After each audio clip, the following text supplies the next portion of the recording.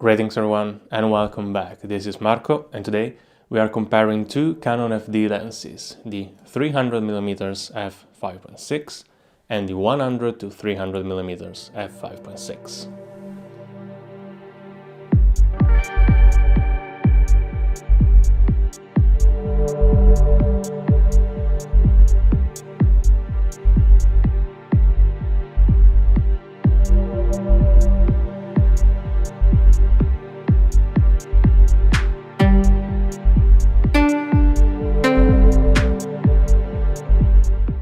I know these two lenses might not be the most comparable, but after all they're both telephotos with the same maximum focal length and same maximum aperture.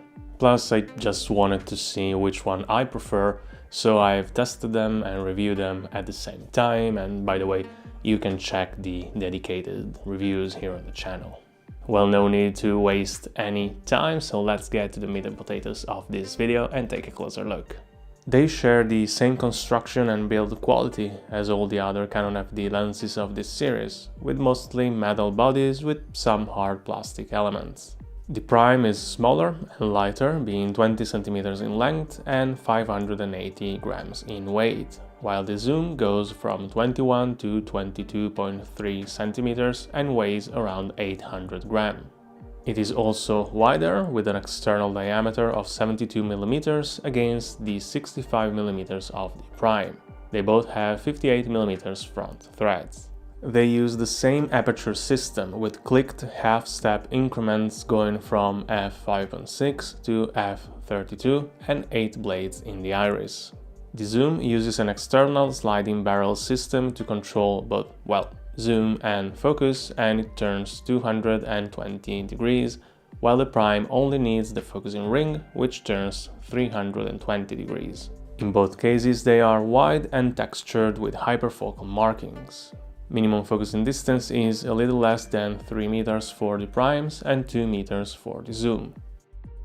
Oddly enough, at 300mm the field of view of these two lenses doesn't match, with the zoom having a tighter angle.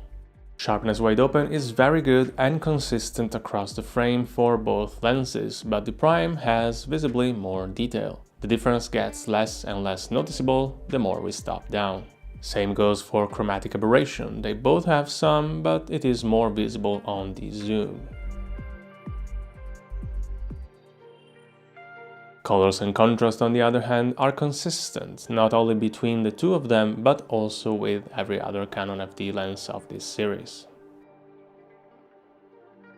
For as much as I can tell, specular highlights look identical. Flares and ghosting are well controlled on both, but the zoom tends to flare a little bit more. After playing around with these lenses for little more than 3 months, I can say that the prime performs better in terms of optical quality, just a little bit, but obviously it lacks the flexibility of the zoom. Personally, I prefer the prime for one simple reason: handling.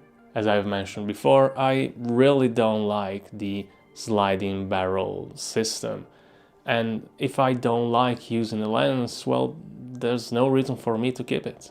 Well, that is all for today. I hope this video was useful. As always, if you have any questions, feel free to leave them in the comments down below. Don't forget to leave a like and subscribe. And if you have 99 cents to spare, you can support me directly by becoming a member of the channel. Until next time, see ya!